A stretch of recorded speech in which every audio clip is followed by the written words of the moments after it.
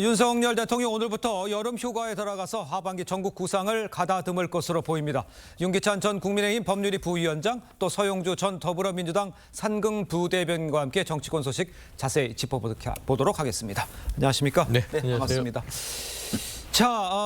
민주당에서 이제 민생이 어렵고 국회에서 이 쟁점 법안 등이 야당 단독으로 통과한 등 이런 여야 대치 국면에 이어지는 상황에 대통령이 꼭 휴가를 가야 하냐 뭐 이런 반응까지는 내놓고 있는데 이건 어떻게 봐야 됩니까?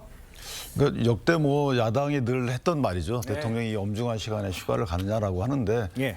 다만 이제 그것이 진정성 있는 논평은 아니에요. 통상은 다 한 번씩 일회성 논평인 게 불구한데 문제는 뭐냐면 대통령 휴가를 가야 하는 의미는 그래야지만 이제 밑에 장차관도 가고 하는 거거든요. 공무원들도 가고 하는 거기 때문에.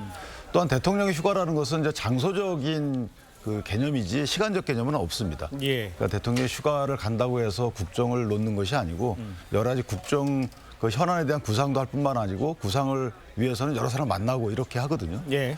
그래서 휴가를 비판한 것은 그냥 정략적인 일회성 비판에 불과하다. 그래서 정략적인 일회성 비판이라고 하지만 또 민주당에서는 지금 상황이 엄중하다 이렇게 해서 논평이 나온 겁니까? 국민 정서를 감안한 논평이라고 보면 되죠. 국민들도 많은 다는 아니겠지만 예. 휴가는 갈 수 있죠. 이 더위에 쉬셔야겠죠. 네. 근데 국민들이 봤을 때는 이익, 민생, 물가, 그다음에 국회는 필리버스터로 국민의힘 의원들도 열 몇 시간씩 저렇게 계속해서 말하자면 대치 국면이 이어지는데 예. 지금 휴가를 갈 때인가? 라는 생각 정도는 많은 국민들께서 생각하실 것 같아서 그 부분에 대해서 논평을 한 것 같은데요. 근데 그 윤석열 대통령 국정 스타일인 것 같습니다. 네. 예전에 서울에서 수해가 났을 때도요. 퇴근하시고 집에서 업무를 보시는 그런 스타일이기 때문에 그냥 어떤 국정 운영 부분들이 그냥 쉴 건 쉬면서 하시는 그런 스타일이지 않을까라고 해서 그거를 국민적인 비판, 야당의 비판을 아예 귀로 듣거나 예. 거기에 대해서 어떤 신경을 쓰거나 하는 스타일이 아니다라는 측면에서는 마땅히 들만한 논평이긴 하나 국정 운영 스타일은 국민들이 판단하는 거니까요. 예. 본인의 어떤 지지율에 책임을 지시겠죠. 알겠습니다. 네. 일단 전 국민 25만 원 이 민생 지원금 이 방송사법 또 야당 단독으로 통과를 했는데 윤 대통령 휴가 중에 전자 결제를 통해서 거부권을 행사할 수 있다 이런 이야기도 좀 나오고 있는 상황이죠.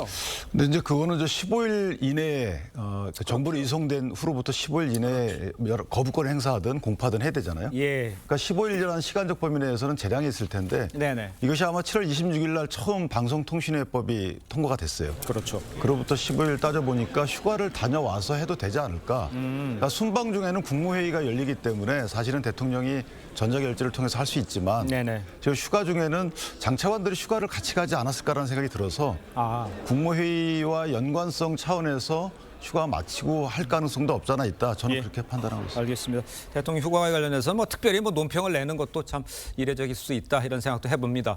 일단요 8월 임시국회가 시작되는 오늘도 국회에서 이 야당의 쟁점 법안 강행 처리가 이어질 전망인데요. 필리버스터가 종료된 이 노란봉투법 본회의 표결을 앞두고 있는데 관련해서 여야 입장 한번 들어보겠습니다.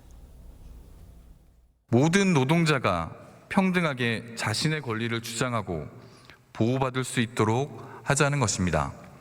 이 노조법 2조 3조 개정안에 대해서는 우리 몸에 염증이 생겼을 때 항생제를 쓰면은 나을 텐데 항암 치료를 함으로 인해서 과잉 치료를 함으로 인해서 좋은 세포까지 같이 죽일 수도 있다. 그래서 오히려 나쁜 결과를 초래할 수도 있다. 이거는 민주당의 음흉한 꼼수 입법이다. 이거 계속 논평하는 것도 참 의미가 있을지 참 의문이 듭니다. 이 노란봉투법 야당 단독으로 본회의 통과 가능성 있는 상황이죠. 그러니까 또다시 야당의 단독 처리 또 대통령의 거부권. 계속되는 이 소모전이 반복되는 건데 양쪽에 한마디씩 들어보는 걸로 하죠. 계속 반복되는 상황이라 특별한 논평의 의미가 있을까요? 아니 이게 사실은 대통령 입장이나 국민의힘 입장에서도 근로자들에게 근본적인 도움이 되는 거면 법 체계에 맞고 반대할 이유가 없어요. 그런데 이걸 왜 반대하냐 그러면 일반 국민에 비해서 불법 행위자를 우대하는 법안이기 때문에 안 된다는 거고요. 예. 일반 국민의 경우에는 여러 사람이 불법 행위를 저지르게 되면 공동 책임을 지게 됩니다. 그런데 노동자, 그러니까 불법 행위자, 이 노동 관련해서 이 분들께만 이거를 공동 책임을 지지 않게끔 하는 법안이에요. 예. 또 하나는 이게 이제 노동관계조정법인데 근로자와 사용자와 계약을 맺어야지만 노사관계가 성립되는 거잖아요. 예. 근데 계약 맺지 않아도 실질적으로 근로계약 관계가 있다고 인정이 되는 범위가 너무 넓어요. 그러니까 하청업체가 원청에 대해서 하청업체 근로자가 원청에 대해서 노사분규를 할 수 있는 법적 근거가 있는 꼴이 되는 거고요. 마지막으로 쟁의행위 범위가 너무 넓어졌어요. 그러니까 이런 모든 것들이 근로자 입장에서는 권리를 무분별하게 확장하는 것이 되지만 일반 국민들께는 상당히 권리 침해적 요소가 오기 때문에 예. 이거는 반대할 수밖에 없는 거죠. 법 체계상. 그러니까 거부권 행사했었던 과거와 또다시 거부권 할 행사밖에 수밖에 없는 없다고 그런 봅니다. 상황이라는 얘기 해주신 것 같아요. 예. 노란봉투법 자체는요, 이게 기본적인 입법에 대한 이해도가 떨어진 분들은 거부를 하는 겁니다. 그렇습니다. 대통령이나 뭐 네. 국민의힘 측에서. 보통 법이라는 것은요, 장을 담그는 뭐 이런 비유를 할게요. 예. 구더기 무서워서 장 못 담근다 이런 속담이 있습니다. 우리가 통상 예로 김영란법을 좀 잘 기억하실 거예요. 그래서 그때 식사비를 3만 원 미만으로 해서 그때 외식업체 등등등 많은 사회적인 어떤 폐해들도 존재했습니다. 네. 그럼에도 불구하고 고위공직자들의 부정부패를 막는다는 입법 취지에 있어서 예. 저 추진을 했죠. 이게 바로 장을 담그는 과정입니다. 노란봉투법도 마찬가지예요. 지금 그 국민의힘 얘기하는 거, 대통령 얘기하는 거는 구더기 얘기를 하는 거예요. 불법 파업자들에게 뭔가 자리를 내주는 거 아니냐. 그 불법 파업자들에게 어떤 자리를 줌으로써 기업들을 옥죄게 한다라고 하는데 큰 장을 봐야죠. 말하자면 사회 노동력자들, 이 노동자들이 기업가에 있어서의 어떤 계약 관계, 예. 어떻게 해서 거기에 대해서 돈을 못 받거나 불법 계약에 처하거나, 그다음에 자리를 잃거나, 예를 목숨을 잃거나 이런 부분들에 있어서 회사가 부당한 처우를 했을 때는 노동자가 할 수 있는 거는 파업밖에 없는 것입니다. 예. 그래서 이런 부분들을 기업이 손배 폭탄을 통해서 정말 그 노동자들이 입을 막고 김문수 지금 고용노동부 내정자처럼 가정 파탄에 이르게끔 하는 그런 행위들을 막을 수 있는 최소한의 장치를 한번 해놓자.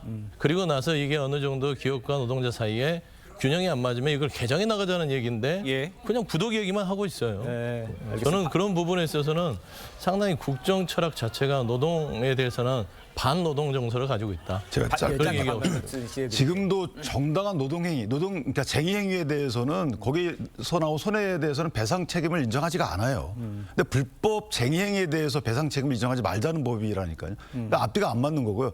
쟁의행위에 나가는 그 노동조합은 전체 노동조합의 몇 % 되지도 않습니다. 예. 그러니까 그분들을 보호하기 위해서 법을 개정해야 되는 건가요? 그것도 불법적인 파업에 대해서?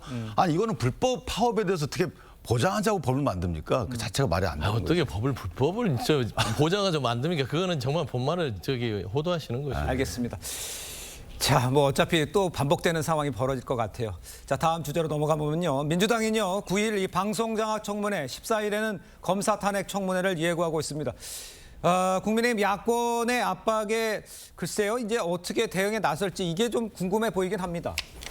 네, 이 검사 탄핵 청문회의 경우는 일단 김영철 그 차장검사부터 하겠다는 예, 거거든요. 그렇죠. 그러니까 저는 김영철 차장검사가 이전에 장시호 관련돼서 여러 가지 논란이 있었던 건 맞아요. 그런데 장시호 씨께서 나와서 나 사실 아니다라고 얘기를 하고 있잖아요. 그렇습니다. 그다음에 커버나 콘텐츠 대기업 협찬 이 부분도 강제 수사까지 갔다가 무혐의 결론이 난 거예요. 예. 근데 이걸 다시 끄집어낸 이유는 뭐냐면 김영철 검사가 사실은 그 돈봉투 사건을 수사했거든요. 그러니까 돈봉투 사건을 현재 수사 중이고 현재도 나오지 않는 검사들에 대해서 강제 수사할지 여부를 결정하기 전 단계예요. 그런 목적이 있다는 거죠. 돈봉투 사건의 수사를 막기 위한 목적도 여기에 결부돼 있다. 예. 그러니까 이 부분은 사실은 청문회를 개최하고 증인소환장이 나오게 되면 안 나갈 도리는 없습니다.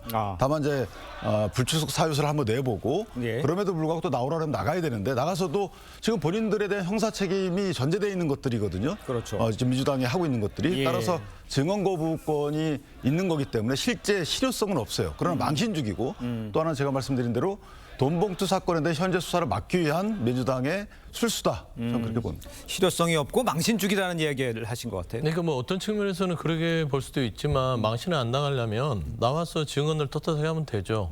본인의 입장을 밝히면 되죠. 예. 그러니까 절차를 피하면 망신을 당하는 겁니다. 예. 증언을 거부하면 망신을 당하는 것이고 돈봉투 사건 부분에 있어서 김영철 검사 탄핵 부분에서 청문회를 연다고 해서 검찰이 기소권이 사라지나요? 검찰이 김영철 검사 한 명밖에 없나요? 그런 부분에 있어서는 저는 뭐 이게 검찰이 기소권에 압박을 준다 된다라고 비판할 수 있으나 예. 이 부분을 재판이나 어떤 돈봉투 수사에 대해서 이거를 예. 무마하려고 하는 시도지 않냐라는 것들은 좀 과하지 않냐 생각. 알겠습니다. 여야의 이제 논평이 이제 팽팽하게 맞서는 이런 상황인데 그 국민의 입장에서 보면요. 22대 국회 개원 이후에 2달이 지났지만 여야가 합의 처리한 민생법안 단 한 건도 없는 상황이고 탄핵, 특검, 거부권 이 무한 반복되는 이런 상황이에요. 뭔가 좀 돌파구가 있어야 되는 상황이 아닙니까? 이것 끝이 안 보이는 것 같은데요.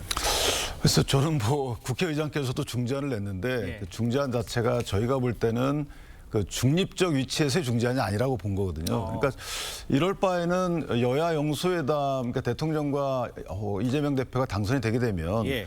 영수회담을 통해서 어느 정도 탑다운 방식이 이제 필요할 때가 아닌가라는 생각이 들어요. 오히려 예. 그렇지 않으면 지금 민주당 입장에서 보면요, 지지층에게 성과를 내겠다고 약속을 했잖아요. 그런데 그 성과라는 게 민주당 국회에서 통과만이 성과가 아니고 법안 공포 내지 발효가 성과 아니겠습니까? 그럼 대통령의 거부권을 넘어서야 되는데 그러기 위해서는 탑다운 방식으로 본인들이 민생법은 어떤 것들은 우리가 처리하자. 다만 어떤 것들은 좀 지켜보자. 예를 들면요, 예. 각종 탄핵과 특검을 하고 계신데 탄핵과 특검에 대해서 헌재 지금 계류 중인 것들이 있어요. 그럼 이런 헌재 판단을 받아보고 하자. 이런 정도의 합의는 할 수 있지 않을까. 최소한 영수회담에서 또는 여야 대표 간에 어쨌든 약간 탑다운 방식의 휴전 아닌 휴전, 일정 그 최종 해석권자인 헌법재판소의 결론이 나올 때까지는 그 해당 부분에 대해서는 우리 더 이상 하지 말자. 이 정도의 합의안이 나와야지만 국민들이 이해하지 않을까 싶습니다. 그 지금 뭐 하나 제안을 해주신 것 같은데, 그러니까 헌재 나와 있는 걸 한번 받아보고 하는 건 어떻겠느냐 하고 지금 이 복잡한 문제를 좀 어떻게 좀 실타래를 풀긴 풀어야 할 거 아니에요. 이렇게 계속 갈 수는 없잖아요. 그러니까 뭐 이제 방안이 될 수는 있죠. 예. 그게 하나의 여러 가지 상황 중에 하나입니다. 근데 큰 흐름에서의 변화가 없이는 예. 디테일 부분들이 변하기 쉽지 않을 것 같고요. 예. 정치 상황이 꼭 뭐 여러 가지 뭐 변수들 속에서 일어나기 때문에 갑자기 뭐 여야 영수회담 한 번으로 모든 게 풀리지는 않을 거라고 봅니다. 그럼에도 불구하고 저기 우리 민주당에서도 예를 들어 전당대회가 끝나고 새로운 대표가 오면 예. 지금 신임희 대표가 한동훈 대표가 됐고요. 그렇죠. 그다음에 이제 여야의 대표가 안정적으로 이렇게 선출된 마당에 예. 여야 영수회담을 통해서 국정 현안에 대해서 서로 양보할 건 양보하고 협치할 건 협치해야 되는데 정치 시청 자체는 국민들이 많이 생각하는 것들은 두 가지입니다. 결국에는 최병 특검, 대통령 본인과 김건희 여사의 특검, 대통령 배우자의 부분, 이 두 부분만 나름대로 해소하고 예. 국민 눈높이에 맞게 처리만 된다면 예. 민주당이 더 이상 어떤 입법적인 부분에 있어서 예리하는 독주나 밀어붙이기가 계속 이루어질 수 있겠느냐라는 측면에서는 대통령께서 국정기조를 바꾸셔야 된다, 그런 말씀드립니다. 일단 여야 당대표가 확정이 되면 또 무슨 변화가 있을지 한번 지켜볼 수 있는 그 시간이 오는 것 같습니다. 자, 다음 소식도 짚어보겠습니다. 국민의 한동훈 대표가요, 지난달 31일 윤 대통령과의 회동이 자신의 제안으로 성사됐다, 이 자리가 됐다, 이런 입장을 밝혔습니다. 한번 직접 들어보겠습니다. 1시간 40분 된 것 같은데? 나오니까 12시 40분 넘은 것 같습니다. 어느 쪽이 먼저 만나자고 했습니까? 제가 뵙자고 했어요. 그리고 대통령실에서도 당연히 뭐 서로 간의 필요성을 아는 것 아닙니까? 저는 오래된 사이입니다. 그렇지만 어떤 그 사적인 친소 관계가 공적인 임무나 여기에 대해서 너무 스포트라이트 받는 게 적절하지 않다고 생각해요. 자, 먼저 제안했고 그 만남이 이루어졌다. 그러면 당정 관계엔 큰 무리가 없다는 거를 보여주기 위한 멘트입니까? 어떻게 봐야 됩니까? 한동훈 대표가 이제 대통령을 독대한 거잖아요. 그렇습니다. 정진석 실장이 배석을 했다고 알려지지만 어쨌든 독대라고 보여지고 예. 이 독대를 통해서 사안 하나하나 해결하는 것도 해결하는 거지만 저는 개인적으로 신뢰관계의 회복 단초를 만들었다. 여기에 의미가 있다고 보고요. 예. 그다음에 이제 사안별로 처리되는 과정을 보면 그 신뢰가 현실화되고 있는지에 대해서는 저희가 또 판단 여지가 있을 것으로 보이고 예. 그러니까 한동훈 대표 입장에서 보면 당대표를 훌륭히 한 이후에 대통령의 성공을 발판으로 해서 본인의 어떤 대권 행보에 대한 정치적 비전이 있잖아요. 예. 그 비전을 펼치기 위해서는 대통령과 같은 결의 사람이다라는 그 세간의 인식을 불식시켜야 되거든요. 그러니까 사적인 관계에서 여태까지 검찰당 같이 해왔고 비대위원장까지 대통령의 어떤 심의 의무로 약용으로 작용했다라는 것에 대한 국민적 시각을 예. 불식시켜야지만 윤 대통령이 이어서 두 번 똑같이 검찰 출신 대통령이야 이런 세간의 이제 그 의심 눈초리를 피할 수 있기 때문에 예. 그것을 피하기 위해서 이제 공적 관계 지금부터 이루어지는 공적 관계가 내 본래 모습이다. 아. 이런 취지의 국민적 어필이다. 저는 그렇게 봅니다. 그러니까 공적 관계 국민적 어필 이런 것을 좀 보여줬다라고 한다면 지금 이 순간 이제 그다음에 이제 친한동훈계로 조직을 꾸린다는 거 아니에요? 오늘 발표도 있을 것 같고 이렇다면 좀 힘이 실렸다 이렇게 보면 되겠습니까? 객관적으로 평가하면은 늦었죠. 늦었습니까? 그렇지 않습니까? 왜냐하면 이게 선출된 지 거의 일주일 만에 이 인선 부분들이 이루어지는 부분이 있고요. 예. 일주일 동안 무슨 일이 있었습니까? 정점식 전 정책위장이 누가 보더라도 용산이나 친윤 쪽에서 버티기를 해라. 네. 라는 오해를 불러일으킬 만한 행보를 했거든요. 저는 그 행보에서 한 발짝도 못 움직이는 상황을 돌파하기 위해서 한동훈 대표가 직접 대통령에게 독대를 요청했다고 봅니다. 그리고 본인이 돌파하고 공적 영역에서의 어떤 관계를 구축해 나가겠다. 앞으로도 사적 관계는 없을 것이다. 결국에는 본인이 당을 운영하는 데 있어서 조금이라도 어려움이 있거나 어떤 걸림돌이 생기면 예. 대통령의 독대 요청을 해서 수시로 공적인 영역에서의 어떤 이야기를 하겠다. 예. 나는 이런 방식이라는 걸 알려주는 것 같아요. 뭐 이 부분이 예. 유난 갈등의 어떤 뭐 해소 부분은 아니고 이제 한동훈 대표 체제는 본인은 언제든지 쫓아가서 대통령과 단판을 짓겠다 이런 스타일을 얘기하는 것 같아서요. 예. 이 부분에 있어서는 향후에 이제 친항 그다음에 한동훈 대표, 한동훈 예. 지도부였던 어떤 당정 관계를 좀 살펴볼 수 있는 포인트 같습니다. 예, 알겠습니다. 그러니까 지금 얘기한 거는 그러면 일단 당내 장악은 했다 이렇게 볼 수는 있는 그렇습니다. 거죠. 예. 알겠습니다. 알겠습니다. 자, 국민의힘 오늘요 의원총회에서 김상원 신임 정책의장 내정자 또 추인 여부를 논의할 것으로 보입니다. 그동안 관례상 표결 없이 박수로 추인해 왔는데 친윤계 의원들 반대 목소리를 낼지 지금 얘기 들어보면 장악은 했다라고 밖에서는 평가를 하시는 것 같은데 글쎄 추인 같은 거는 뭐 자연스럽게 되고 이제는 한동훈 체제가 제대로 돌아간다 이렇게 봐야 됩니까? 저는 이제 그 김상원 정책위의장이 정책의 부의장도 여러 번 했거든요. 그렇죠. 그런 정책통이고 예. 또 개파석이 열다라는 표현을 넘어서서 사실 합리적인 분입니다. 네네. 그러니까 그런 분을 아마 추 원내대표하고 협의해서 정했을 것이기 때문에 예. 의원총회에서 추인은 무난하다고 보고 또 무난해야 되고요. 네네. 왜냐하면 일단 출범한 한동훈 체제에 힘을 실어주고 그다음에 잘못하면 꾸짖을 수 있어도 처음부터 힘을 안 싣는 행위 자체는 당내에서는 맞지 않는 거고요. 다만 이런 한동훈 후에 대해서 힘을 실어주게 되면 예. 그 위에 한동훈 대표가 이제 오로지 책임을 져야 되는 부분이 없잖아 있는 것이죠. 자 이렇게 일단 박수를 쳐주는 것이 맞다 이렇게 생각합니다. 알겠습니다. 자, 지켜보도록 하죠. 자, 다음으로 민주당 전당대회 소식도 짚어보겠습니다. 텃밭인 호남 경선도 이재명 후보의 이 80%대 압승으로 끝난 가운데 이 김두관 후보가 당내 최대 친명 조직이죠. 과거 군부 시절 하나회에 비유를 했습니다. 두 후보 목소리를 한번 들어보죠.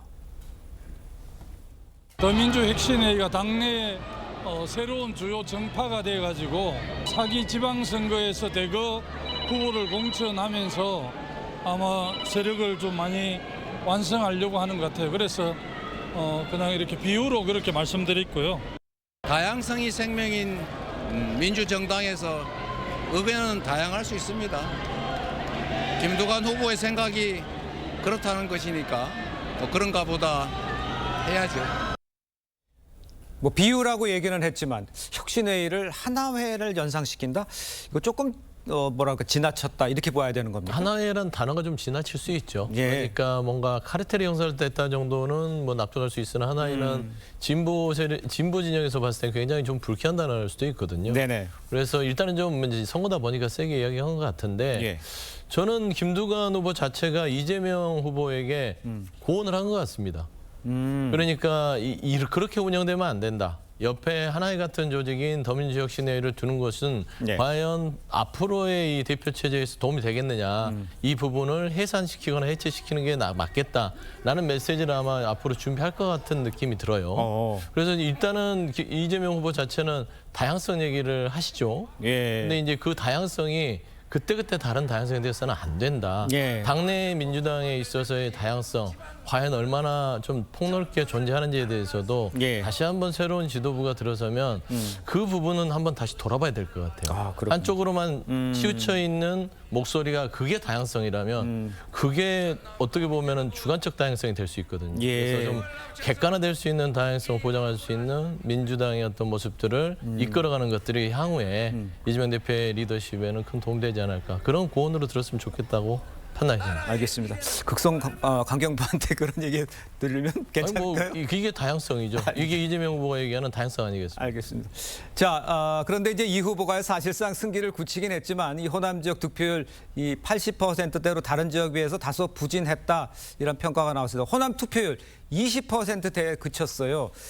이 투표율 가지고 얘기하시는 분들 좀 있는 것 같아요. 너무 낮지 않냐 이거죠. 그러니까 호남 투표율이 20대 초반 정도 됐던 걸로 그러니까요. 제가 기억하는데 전체 투표율도 26%가 안 되는 것 같아요. 그 정도 되는 것 같습니다. 예. 그러면 나머지 투표를 안 하신 분들에 대한 민심, 그 당심은 어디로 가는지에 대한 네. 부분. 그리고 마지막으로 이제 30%의 국민 여론조사의 그 수치 이런 부분들이 김두관 후보가 기댈 부분인데 네. 김두관 후보 입장에서 보면은 지금 이재명 대표의 저런 비판에도 불구하고 본인이 나중에 국민 여론조사 30% 중에 어느 정도의 퍼센을 얻는지 이걸 보고 아마 계속 진행할 것 같고요. 예. 이재명 대표 입장에서 보면 다양성 말씀을 주셨지만 계속 지난 2022년도 전당대회 비춰봐도 다양성이 현저히 줄었잖아요. 그 과정에는 본인도 역할을 했다고 봐야 되는 것이 어쨌든 본인을 추종하는 그 팬덤층의 역할도 없지 않아 있었기 때문에 예. 이런 부분에 대한 고찰이 좀 필요하지 않을까 이렇게 생각합니다. 알겠습니다. 자, 두 분 말씀은 오늘 여기까지 듣겠습니다. 고맙습니다.